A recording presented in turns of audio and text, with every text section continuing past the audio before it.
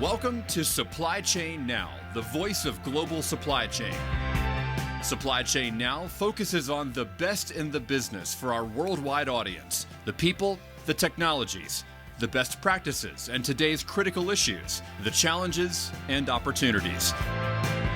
Stay tuned to hear from those making global business happen right here on Supply Chain Now. Hey, good morning, good afternoon, good evening, wherever you may be. Scott Luton and special guest host MJ Schoemaker here with you on Supply Chain Now. Welcome to today's show. MJ, how are you doing today? I'm doing fantastically, Scott. Thanks so much for inviting me on your show. You bet. We've loved the conversations we've had in the past. This is going to be another great one. And by the way, I love that colorful scarf that you are wearing. I got to get one of them. Thank you. It'll look great on you. Hey, next show, we're going to have it. But on today's episode, we're continuing our very well received ongoing series, Supply Chain Leadership Across Africa, which has been one aspect of our mission here at Supply Chain Now for years. It's been incredibly rewarding to spotlight the sheer brilliance in leadership, innovation, supply chain management, and a whole bunch more across the continent of Africa. And we've got a great show teed up here today as we're going to be gaining key takeaways from a big annual supply chain leadership event that's hosted each year in South Africa. MJ, should be a great discussion, huh? Absolutely. And just saying, we missed you, but we hope to see you soon again. I think, the introduction video you gave us was amazing. It was really well welcomed by the audience. I really appreciate that, and I appreciate that opportunity. I really missed all the conversations and the presentations and the networking and the relationships that we enjoyed a couple years ago. But I tell you, I've seen some of the output from the conference, and I saw Sophia and Stella and many others, including Vanya here, which we'll introduce in just a second, really deliver and make it happen. So hopefully we'll be back in 2025. But MJ, I'll tell you, every time you come, you bring some big-time rock and roll stars in global industry, and today we continue that trend, right? Absolutely. And I think, what's really great is that we're bringing the young folk in. We've got some good youngsters here that are really doing some amazing things. So it's going to be a very exciting conversation. It is. So with no further ado, I want to welcome in these two guests that will be joining us here today. Thato Moloi, Area Head for Contract Logistics for Southern Africa and Islands. Thato, how you doing? Hey, Scott. I'm good. And how are you? Doing wonderful. Great to see you. Great to meet you. I can't wait to dive in. And joining Thato is Vanya Jansen, Managing Director with Optigrow. Vanya, how you doing? Good, Scott. Excited for the convos. We are too. I tell you, we've heard a lot about you and Thato both, and looking forward to sharing y'all's expertise with our audience. And by the way, folks, my special co-host here, MJ Schoemaker, if you don't already know, she's been with us on a variety of past episodes. She serves as president of the board at SAPIX, an organization doing excellent work helping folks to connect, learn, advance, innovate, and network across Africa and really the globe. MJ, appreciate what you and SAPIX do. No, absolutely. I think, SAPIX really focuses on educating, elevating, and empowering the supply chain community. And as we talk through this podcast, we're going to hear many things, as you said, about the conference, which talks to those three elements. That is right. A conference that's been going on for how many years now, MJ? 46. It was our 46th.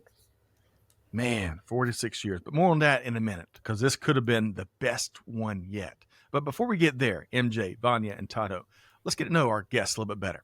And I'll tell you, as I've learned a little bit in the pre-show about each of our guests, it really makes me want to step up my activity and athletic extracurricular activities. Because starting with Thato. Thato, your last marathon, which you're real passionate about running when you're not doing big things out in global supply chain, your last marathon you ran was the Cape Town Marathon in 2022. And if I'm not mistaken, you took a little time off, but you're about to jump back in and dive back into the marathon scene in a big way. Tell us more. So look, I've taken a bit of a break due to unforeseen circumstances, but I'm gearing up to jump in again. One of my dreams is to run the Comrades Marathon, which is a over 90-kilometer run down in Durban. So I'm looking forward to that. It's going to be quite exciting for me. It's quite a painful journey to get there. I qualified in 2022 to run in 2023, but didn't make it to the race. So the running joke in South Africa is every time you tell someone that you are a runner, the second question that follows is, have you done the Comrades? So it's a monkey on my back that I need to actually deal with very, very soon. Yeah. Well, I tell you, I know you will, and your passion about running comes across. And 90 kilometers, and you do that in a single day. Is that right, Thato? Yeah. Single day. Oh man, I tell you, One shot. that is something.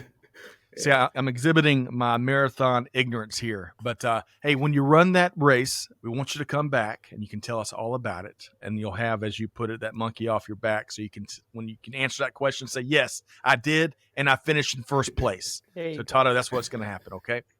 All right. Great to have you here today. Vanya, now you've got an interesting hobby that you do when you're not doing big things in the industry. And I think it's something that more of the world is really embracing, and that's woodworking. But not just woodworking. We hear that you have actually built and like to build like functional furniture for your family and others out there. Tell us more about that. Yeah, Scott. So usually we're quite limited with the space that we have, and I like having functional things. That's why I find myself in the supply chain. So sort of using different types of wood, creating your own design allows you the flexibility that you need while giving the people that I love everything they want. So I've created various types of cabinets, TV stands. Murphy beds in South Africa is not big, but we have such limited space. The average space of a two-bedroom unit is about 60 square meters. I've got no idea how much feet that is, but it's such limited space. And as a result, many of the kids in our family actually don't have space to play. So I'm embarking on this journey to figure out how do I make Murphy beds to be a thing in South Africa so that my family has more space to actually do the things that they enjoy while actually having a functional living space. Love that. I love the hobby itself. I think it was fascinating, but I love how you have embraced a noble mission around it, right? As you look to give families more space by building and providing more Murphy beds. What is your favorite wood to build stuff with? So it's ash at the moment. So I've used some Oregon, which is a nice, heavy hardwood, but it gives me enough flexibility to actually do the curves. And I've just started now to do some routing, which is fantastic. Potentially dangerous if you don't know what you're doing. So still learning to get that expertise better. Hold on Awesome. to those Hey, fingers, I think, Scott. That's right. That's right, MJ, no doubt. And we'll have to get some pictures. We'll have to get some pictures of Thato crossing the finish line in first Running, place. yeah. We'll have to get some pictures of Vanya and some of these Murphy beds and other furniture that you've been building. And we'll share that in a future episode for sure. Now, MJ, that brings us to you. Now, last time you were with us, you had a really big cycling initiative where you were raising tons of money for a great nonprofit. And those activities have continued as you've recently tackled a cycling and climbing competition. Is that right, MJ? Yeah, so the last one was the Cape Cycle Tour. We were raising money for breast cancer. So that was the 109 kilometers around the peninsula of Cape Town. This time it was more for myself, really. I went with 14 ladies and we went to the Alps and we cycled 250 kilometers and climbed 4,800 meters over 5 days. So yeah, I think my body felt that, but it was a fun achievement. So maybe I can cycle with Thato over the finish line. Hey, I'm confident you can. It's funny. When you said Alps, I was like, oh, that's beautiful. And then you described all the strenuous activities. I'm like, oh, maybe next year. But to do those things, I'm sure you got to train year round, which, Thato was talking kind of about earlier. So appreciate what you do. And sometimes you got to do it for yourself to kind of be prepared so you can tackle that next big initiative for others. So love that. As always, MJ, thanks for being here and appreciate what y'all do. Okay. So now we're going to get into lots of stuff about supply chain, lots of stuff about the SAPICS annual conference, the 46th SAPICS annual conference, some of the things that you want to take away that you may have missed by not being there. And I want to start, though, with some context. Context is so important in this fast-moving world. So, Todd, I want to start with you. Could you share a little bit about your background on what you do for one of the world's largest shipping companies? So I head up contract logistics on the warehousing and distribution side for Southern Africa and the islands. Before this, I'm still new into the business. This is my 23 days in my new job. Previously to this, I was the managing director for a company called Nebula Logistics, formerly known as Barloworld Logistics. So Yeah, and they still spend most of my career within the warehousing and distribution space, 3PL, looking after quite a large share of your blue chip businesses that are trading within the South African borders. So you just mentioned most, and congrats on your relatively new role, by the way. You've spent most of your career in that warehousing, distribution, logistics space. What's one thing, Thato, that you just love about getting stuff done in that portion, that critical portion of global supply chain? I think what excites me is, and I think it'll come out in most of our conversations as we move across, is in supply chain, you can't look at things in silos. The collaboration, having to work with multiple stakeholders, how do you integrate across suppliers to achieve a single cause? If you look at the whole product life cycle from manufacturing all the way to your end customer, it's highly seldom that you find one entity organization that can actually execute that entire supply chain vertical, whereas you actually need to have components in there that all speak to one another to actually deliver a common cause and make ultimately the end consumer happy. So for me, it's that collaboration. And I tend to thrive within that space where you bring in different components together to make it work. So that's the thrill for me.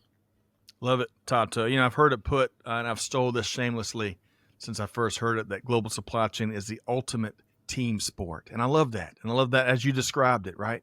Breaking down those silos. MJ, I'll give you a chance to comment on what you heard there, because that's, as he described it, and that mission that unites, the whole ecosystem to deliver for customers and to get business done and to make the world better. I mean, I really think that may sound dramatic for some, but I really believe that's what global supply chain does in some of the ways. Your thoughts there, MJ, and what Thato shared. No, absolutely. And I think, the logistic chain, they're usually the last grape that has been squeezed. So everybody is running from the marketing, the demand, right through to the production. And then the customer wants something. Logistics is the last one who has to run when all the other elements have not delivered as they should. So I think Thato has an exciting road ahead of him. I think there's going to be some challenges, some fun, but I know Thato can do it because he loves challenges. That's why he's standing there. And I absolutely agree. When you have contract logistics, you have to talk to each other. I think the days are over where we're competing against each other or trying to break each other down, getting the best price. It's about what works for you both and what is the win that you can get out to serve the customer. Well said, MJ. And I'm going to steal that phrase, the last grape to get squeezed. I love that. All right. So, Vanya, switching gears here. Congrats again, as you've recently opened your own consulting firm, Optigrow. Can't wait to see the big things you do there. Hey, tell us briefly about your area of expertise and kind of where you focus that consulting work. Thanks, Scott. So I've got a background that spreads from manufacturing logistics. Similar to Thato, I also spent some time in Barloworld. My previous position was heading up warehousing as well for one of the biggest brands in SA. And what I realized is that I need to share more of what I've learned over the last few years, predominantly in transformational change within that supply chain. And how best do we bring in a bit of industrial psychology into the supply chain? So my background is actually industrial psychology, but like many of us, we find ourselves working within the supply chain because of the way that we are wired. We want to solve problems. We love the sense of urgency and we love dealing with challenges. So within this space, I'm looking at one-on-one coaching, leadership development, particularly looking at resilience and agile capabilities. And then also, how does one fit or optimize your people, your processes, and your systems? I know it might sound so cliche, but I mean, we speak about it, we want it.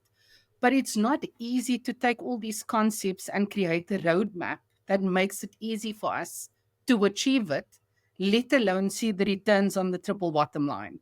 So that's the space that I want to engage a bit more with, especially with leaders and executives. I think they have a very tough time just dealing with operations as it is, dealing with the amount of disruptions that there are, let alone trying to figure out how do we plan or plot this journey into the future. And I want to be their trusted partner, really, in terms of how do we do this together? How do we change the thinking and have a paradigm shift, really? Love that. And your passion that comes across there as you were describing what you do and how you're going to help organizations. And going back to the first part of your response, MJ, bringing you in here, we do love solving problems. We love solving problems. I think that is a big common element in folks that make supply chain happen. And I'll tell you, Amanda tells me all the time, she's behind the scenes, her and Josh, will making production happen. Thank y'all for what you do. But sometimes Amanda, as we have our work discussions, she just wants to tell me the problem. She has to stop me. Scott, I don't need a solution. Stop solutioning right now. I just want to tell you about it. And it's just kind of how we're dispositioned like that, I think, in many ways. MJ, your thoughts? Yeah, I think one of the things that we often ask the leadership, tell us what the problem statement is, and then you hear a very long story. And in the end, I think that would be your role, Vanya, is to actually put it in one sentence what the issue is or what the challenge is. And leadership are stretched at the moment. They have to be agile. There's a lot of change going on. And the soft skills are often underestimated because normally panic breaks out and supply chain people are very hands-on. So we just run and we just go solve the problem without having the proper conversation and thinking about how does that fit with the strategy, which actually also changes all the time because your strategy is actually not even 5 years old. It can't be because everything is changing so much. So definitely the soft skills, I think, and getting leadership to understand that how important is, the side of empathy, understanding, because everyone's under pressure. But yes, I think all supply chain people are engineers somewhere along the line, whether they studied it or not. And we just love it. We just jump in there and solve things. Excellent point. And as much as I've learned in my career from the formal engineers that you find out across the industry, I've learned equally as much, if not a bit more, from the informal engineers that you're kind of referring to, the MJ, that come from the school of hard knocks, right? All right. A lot of good stuff here. Thato, Vanya, and MJ. I want to dive into big conference. The 46th annual SAPICS annual conference 2024 was held just about a month and some change ago, right? Maybe a couple months by the time we publish this interview. I've seen, having attended it in person in 2023, powerful experience. And of course, 2024, I've had some conversations with attendees, and it really delivered. It could have been the best conference yet, MJ, is kind of what I'm hearing. So I want to take this opportunity with Thato, Vanya, and MJ to get each of y'all to share a couple of your favorite lessons learned from this year's conference, right?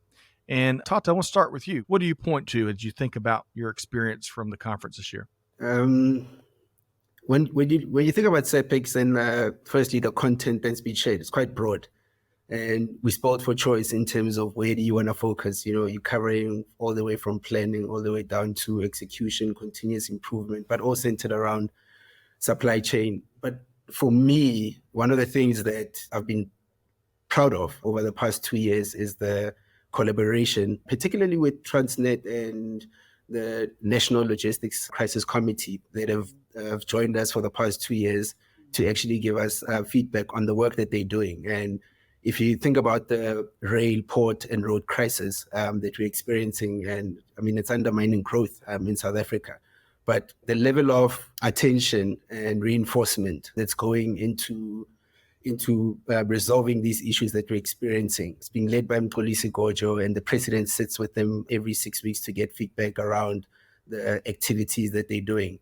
But if you look at the progress that they've done, last year they came in, they told us what their plans were, what they intend on doing, how are they going to deal with the leadership issues, structural issues within Transnet, the long-standing issues from the locomotive point of view, the maintenance issues, aging infrastructure, cable theft, everything that's impacting logistics within South Africa, the congested corridors, port delays, etc.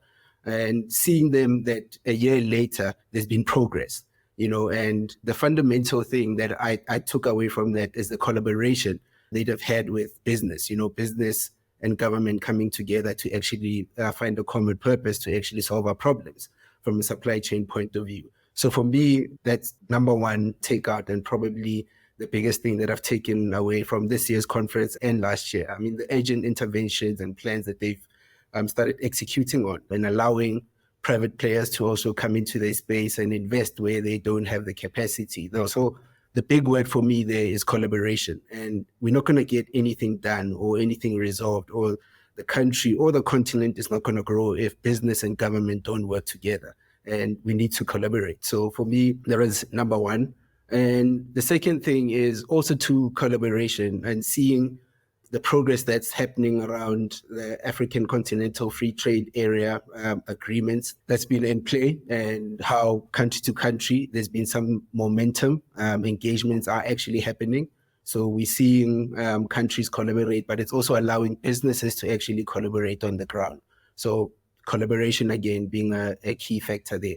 But the second point that also stands out for me in the conference, the number of times when I spoke to people and in the engagements, is around integrations. And it goes back to my earlier point around, in order for supply chains to actually work, the technology, the people, and the process need to work in harmony. How does your TMS, if you're in the transportation space, integrate with your warehouse management system?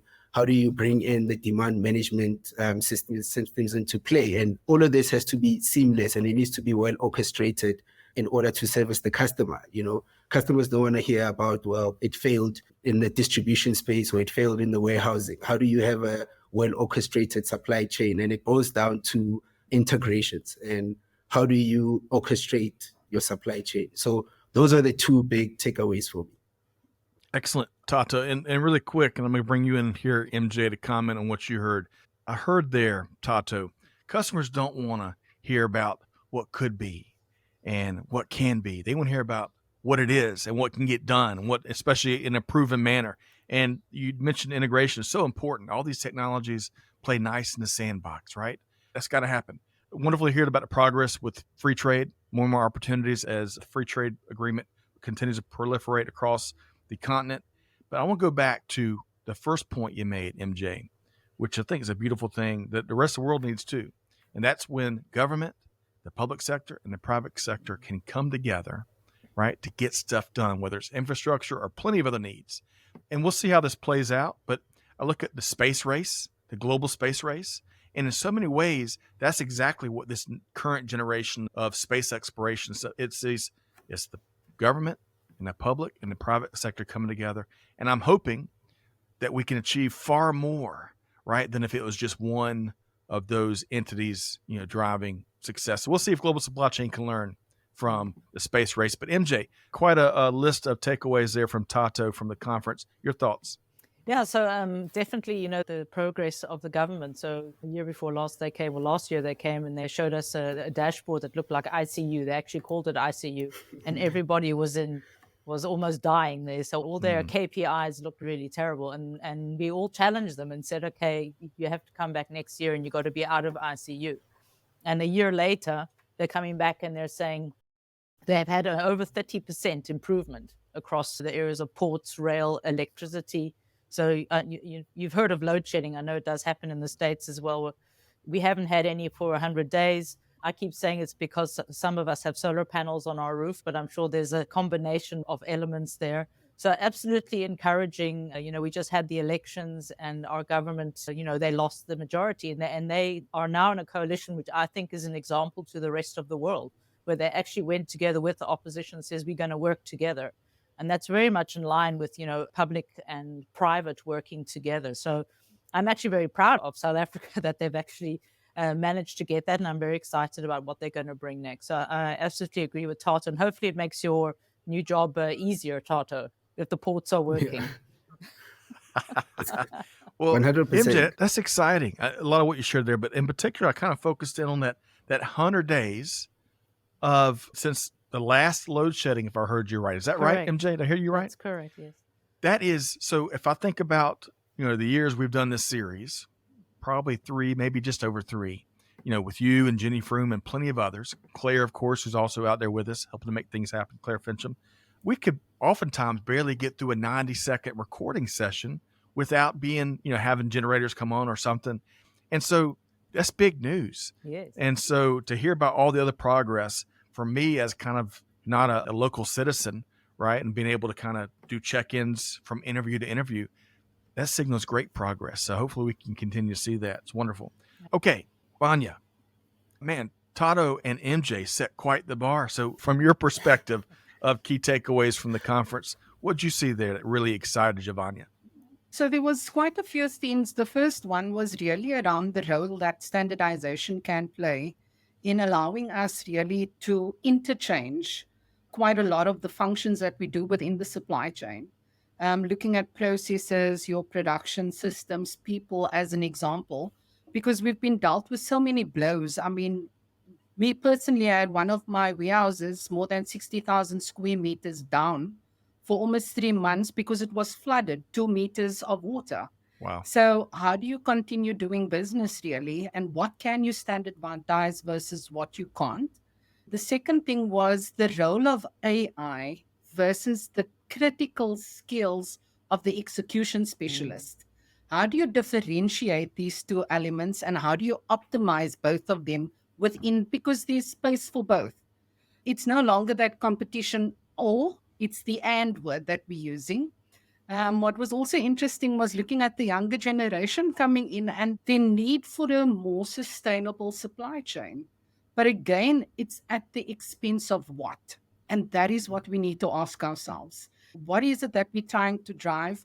How do we incorporate? Again, there's this inclusion. It's dealing with multiple things, the interdependency of things that has become quite a big theme for me in the last SAPICs. And then what was nice was also just getting a bit of affirmation from the role of women in the supply chain. It's been a challenge. And then also understanding how do we actually become those barriers, or how do we prevent from being those barriers of entry for other women that follows us. So it was quite a jam-packed session. I mean, I have loads of notes. It was quite fun going and just understanding again, how does one apply these different themes? But again, one can see them coming out in all your different discussions that you're having. It's topical items that we are dealing with in the boardroom. Vanya, oh gosh, where do we start here, MJ? This is good stuff. We're having this conversation right now with the backdrop of a global technology outage, right? And I think there are going to be such powerful lessons learned just from the last week that you're kind of speaking to, including new ways of finding resilience, new ways of eliminating the blind spots that we will always have when it comes to really understanding just how fragile our organizations, our operations, our supply chains, our technology apparatus can be. And the role of standardization, what's old is new again.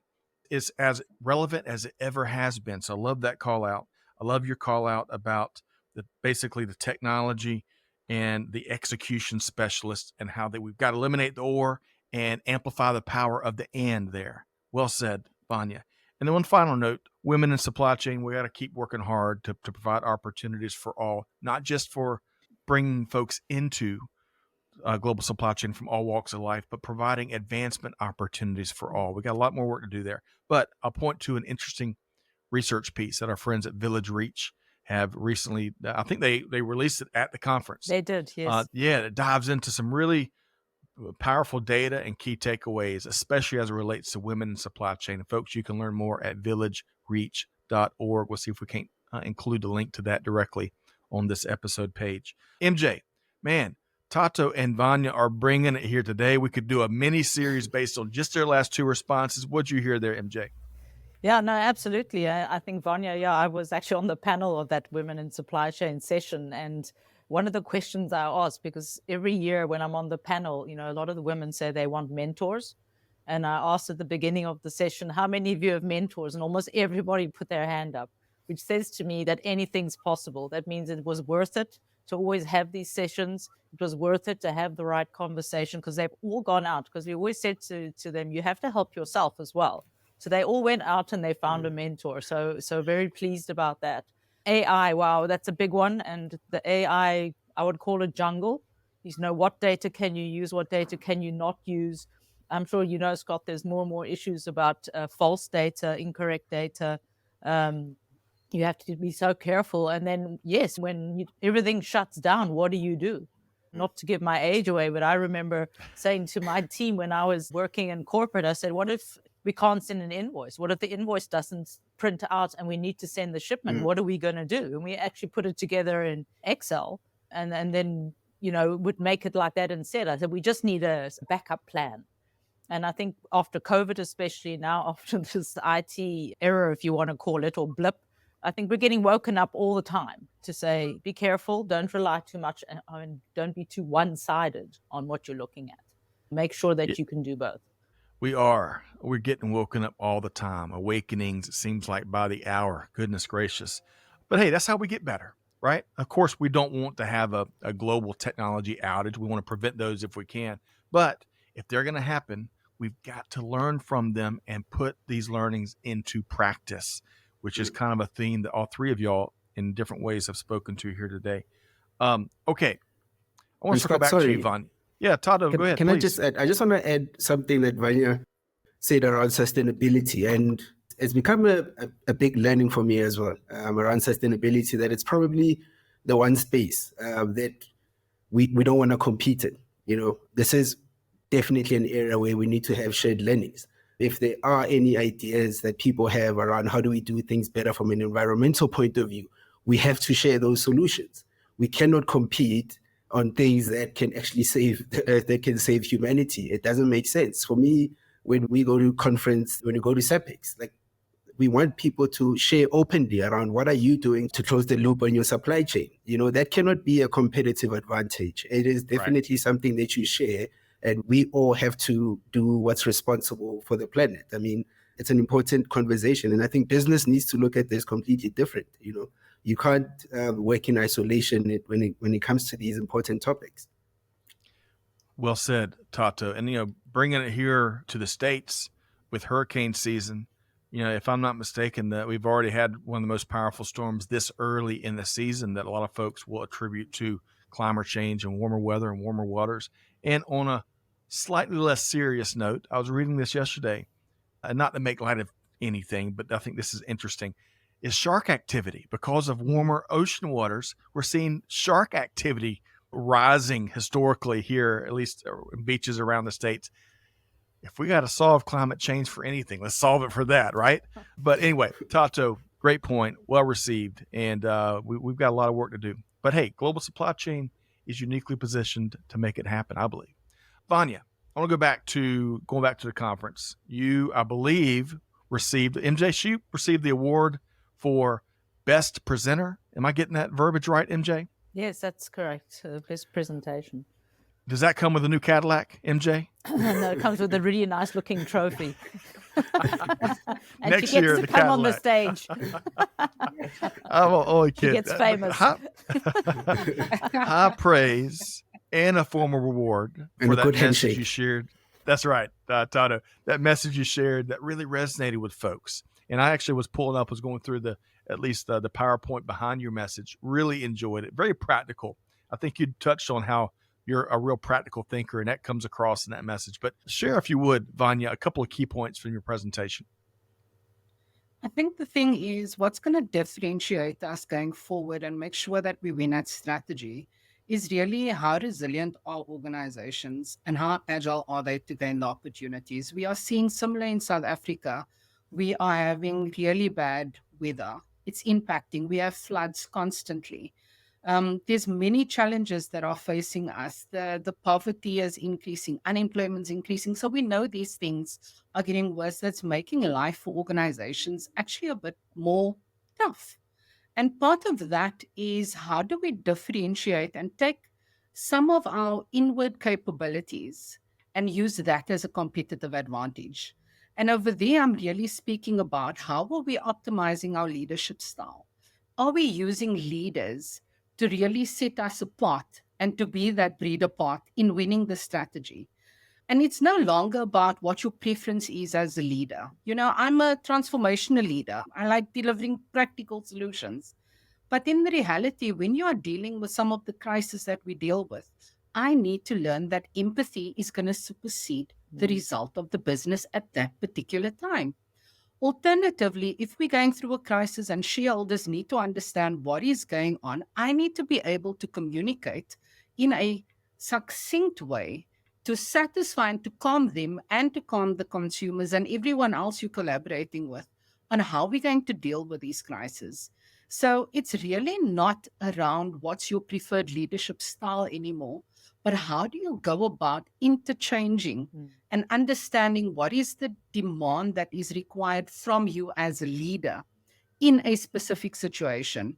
And it's somewhat different to situational leadership. It's really, you need to be authentic in how you approach this. And that authenticity needs to come through in those specific skills that one can be taught.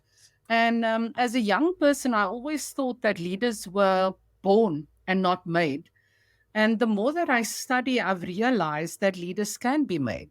There are specific skills and traits and capabilities that we can actually teach them. So, a lot of the studies that I've done is understanding what is that? What type of development do we do? And how do we help these leaders become mature? Because the more self aware leaders are, the easier they can interchange between these scenarios. And that takes a lot of introspection. The second part is really the impact that leaders have on the organization's culture. I mean, we heard that saying how many times, your organizational culture eats strategy for breakfast. I mean, we say it, we say it, we say it, but how many times are we proving it? And if you want to build resilient and agile capabilities within your business, there are tangible things that one needs to do.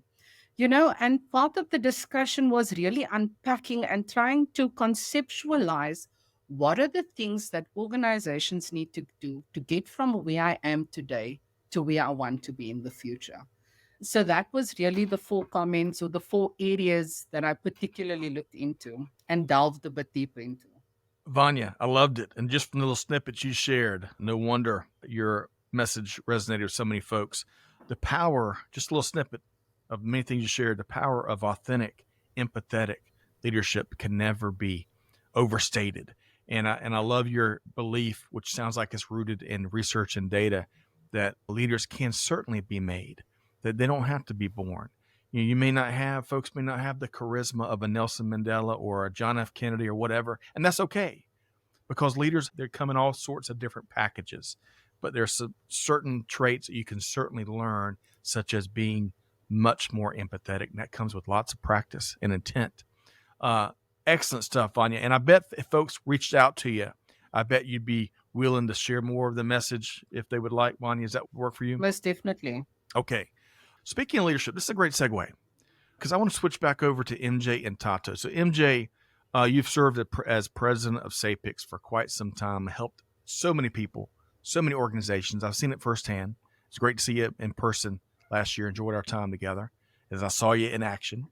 Share one of your favorite aspects of your servant leadership, MJ. That's a great question, Scott. And I always said, I think, Vanya, you even mentioned it yourself as well, is that, you always want to give back somehow. So when you see things are working and you've had a successful career and you've done things and you feel, why can't others do it like that? Or why can't they be successful? And being the president of SAPIX, I think SAPIX we went through COVID time. We couldn't have our conferences 2 years in a row. So that was tough because, as you can imagine, the conference is something that drives this organization and financially as well as serving our community. And we had to be very creative. We had to actually work as a business, which I think a lot of associations don't do. They don't look at it as a business. So you have to look at your costs. You have to look at what is your pillar that is bringing in your money versus the other things that are sort of nice to have. So it was actually a fun time because it was like running a business instead of an association, it was challenging, but I had a really good board. I even have an even better board now. I think everyone brings their little bit in, and we have just shuffled up the board a little bit, which means we're also going to shuffle up SAPIC. So it was really a great opportunity to be creative, to try new things, and to give back, hopefully, and I think we did quite well. We're back. I thought we were going to go broke, but we're not. We're here. We're alive and kicking. So I'm very happy about that. I'm very honest and transparent, and I think that's also what Vanya was talking to, right? So leadership needs to be honest, they need to be transparent, and they need to be agile, not in just how they run the business, but how they actually treat their staff, how they manage their staff, and be transparent. If you have to cut costs and the horrible side of that has to happen, then it has to happen, and rationalize that. But on the other hand, you can also get the rest of the organization moving with you. So, yeah. And I think for just touching back on the conference, we had a lot of global public health people. You saw that when you were there in 2023, Scott. And again, anything's possible. Drones delivering medication. I mean, how amazing is that? Getting to rural areas where people normally have to spend a lot of time traveling. It's just fantastic. So it makes it all worth it, really. Undoubtedly. And the first part of your response there, MJ, as you were describing, transparency and being frank and all that stuff, many other things, it reminded me all that comes together and it builds more trust.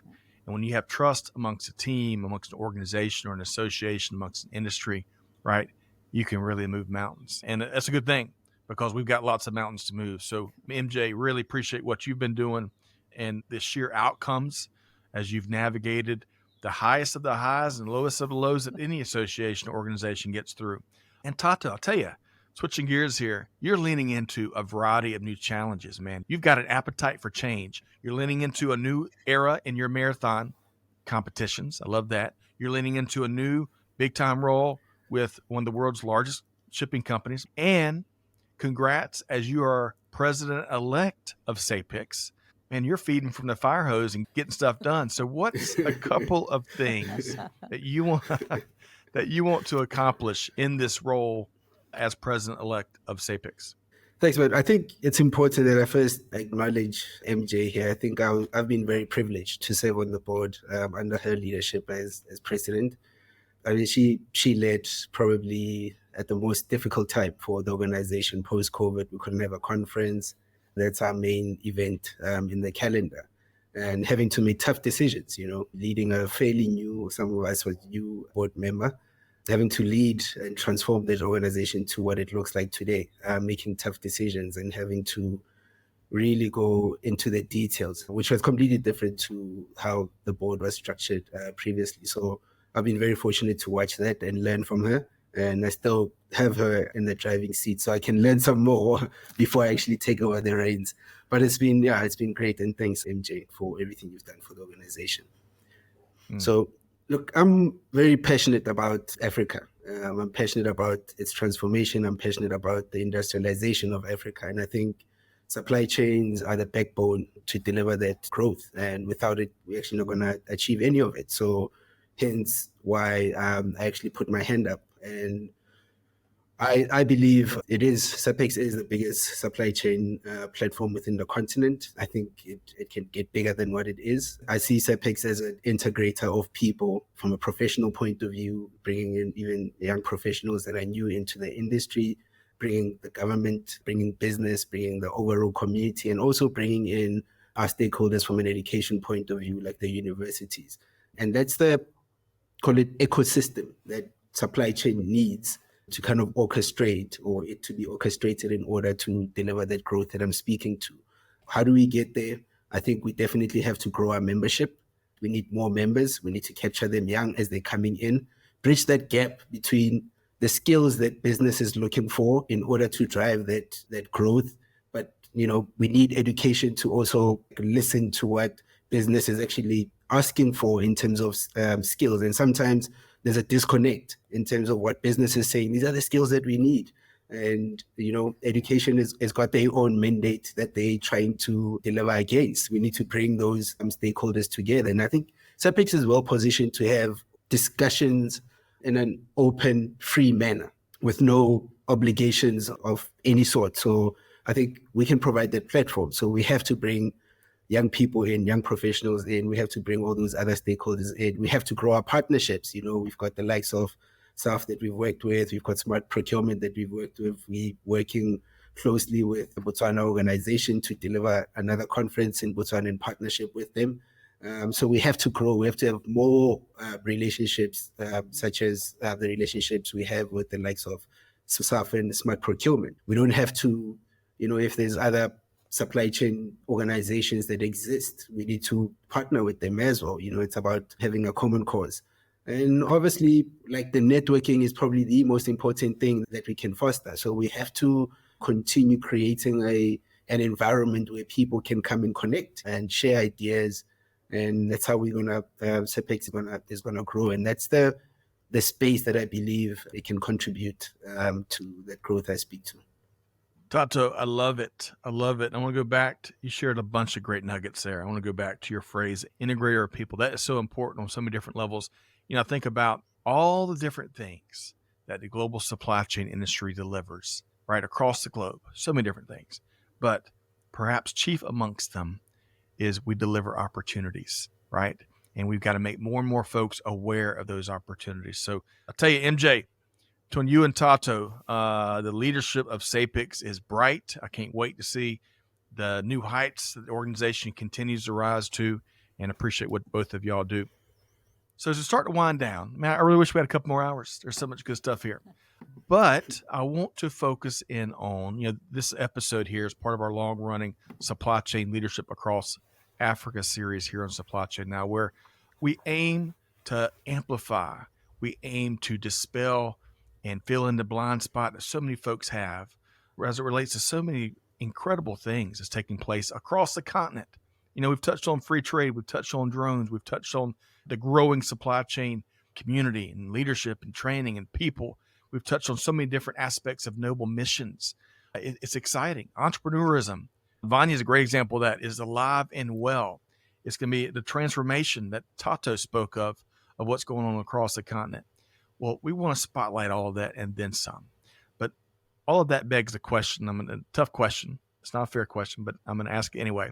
What's one thing that each of y'all believe that the rest of the world really needs to know about the supply chain industry and leadership community across the African continent? I want to start with you, Vanya.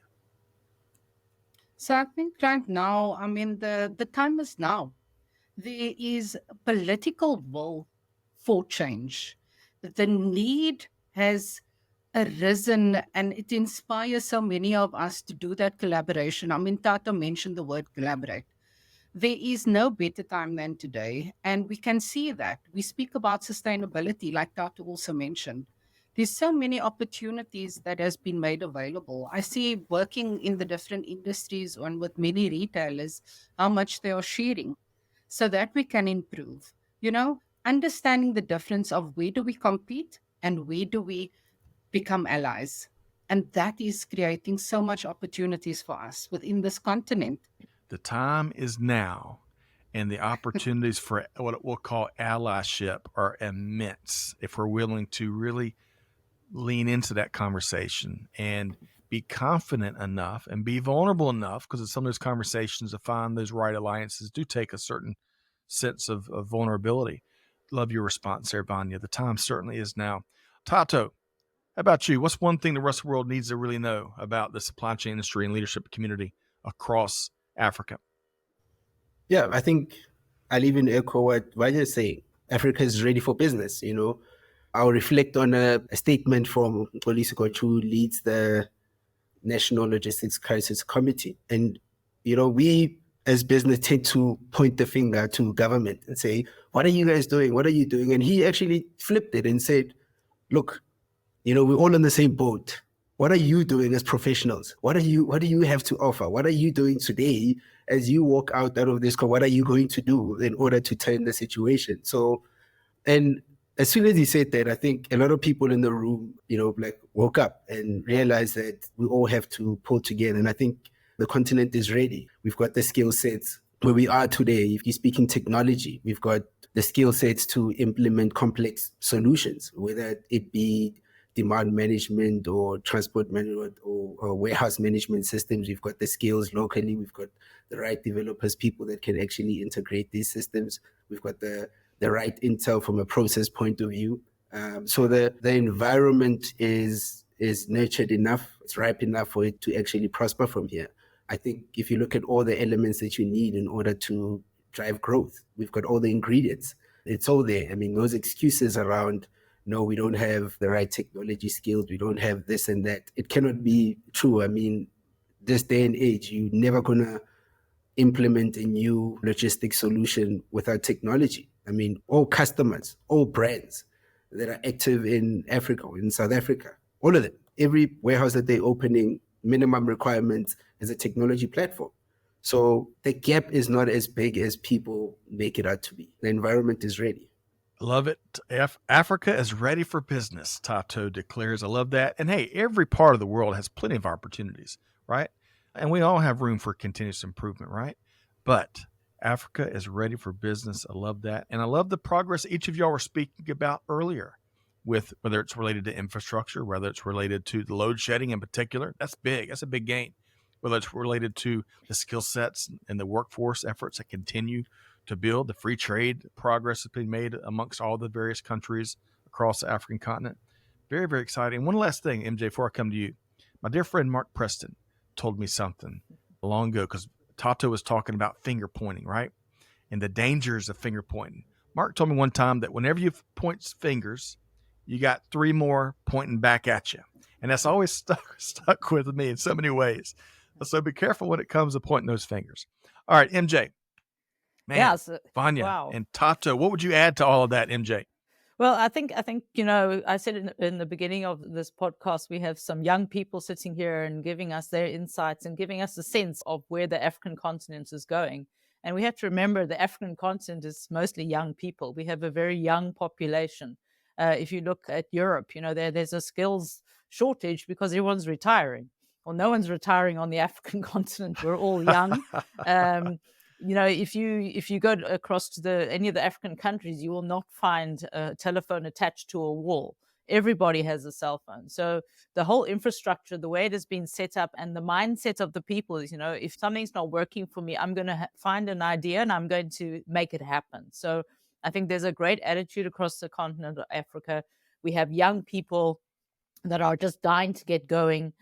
Infrastructure, you heard there's a lot of good things happening, and that's not just in South Africa, but it's across the continent as well. I think the African continent is very competitive. We have all our natural resources, which a lot of other countries do not have. I think the one thing that the African continent does need to do is to translate those raw materials into product instead of sending them out and then bringing them back in again. But that's an opportunity. That's a cost. Why are we exporting raw materials, having them put together somewhere else and coming back as a product? Why don't we make it?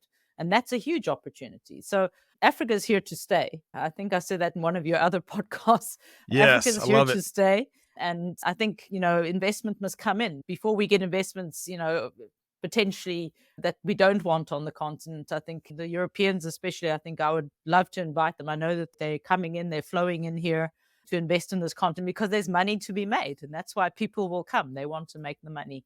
And as long as we use the local people, I'm happy about that. Oh, man. I'm ready to run through the wall behind me after the last of y'all's responses, all 3 of y'all's responses there. And just to call something out, the manufacturing space is one of my favorite things to talk about, to investigate, to interview folks around. It's where I spent a good chunk of my career, in the manufacturing space. And I completely echo what all 3 of y'all, but especially MJ, you kind of spiked the football, brought that point home. The opportunity to build, manufacturing creates wealth in any part of the world. And the opportunities that countries across Africa have to build and transform their economies and continue to fuel innovation and progress and transformation by growing its manufacturing base. Oh, the opportunities. Oh, the opportunities. So with all of that said, we'll have to talk more about that next episode. What I want to do as we start to wrap is I want to make sure folks know how to connect with all 3 of y'all. I bet you'll have folks reach out, want to connect with you on LinkedIn, want to learn more about your presentations, about your leadership plans, a lot about your supply chain prowess and more. So I want to start with Thato Moloi. How can folks connect with you, Thato? So the easiest way to connect with me, definitely through LinkedIn. If you just search Thato Moloi, I'm sure I will definitely pop up there. So if you can just drop me a private message, and I will definitely respond. Awesome. It's just that easy. And congrats again on President-elect for SAPICS. Looking forward to talking a lot more with you in the months ahead. And then moving over, and I really enjoyed, by the way, Thato, your perspective here. Don't worry. Hey, when you knock out that marathon, reach back out. We got to see proof or it didn't happen, okay?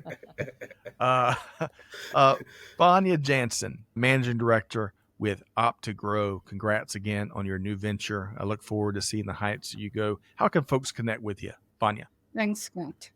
So also LinkedIn, Vanya Jansen. You'll find me on LinkedIn. Alternatively, you can pop me a mail. It's vanya@optigrowconsult.co.za. It's just that easy, folks. And again, if y'all want to learn more about the well-received, popular presentation that Vanya made at the SAPICS conference, reach out to her, and that'll be a great conversation. Vanya, really appreciate what you shared here today. Thanks, Scott. And MJ, you get the final question. Of course, we want to make sure folks know how to connect with you and all the cool things you're up to. But as you think through our whole conversation here today, we covered a lot of ground. And it really is invigorating. I found it to be invigorating what all three of y'all shared here today. What was one of your favorite takeaways, one of your favorite parts of today's conversation, MJ?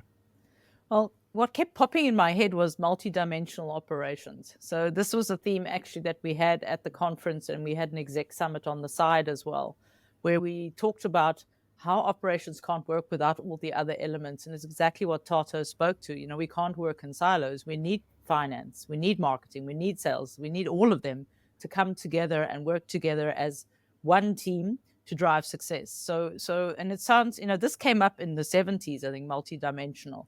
And we're sort of refreshing it because we're saying we're not doing it and working in a horizontal way across. Of course, everybody has their job to do, but don't have KPIs that are in contradiction to the next department, right? So I have to produce as much as I can, but the department next to it can't sell it.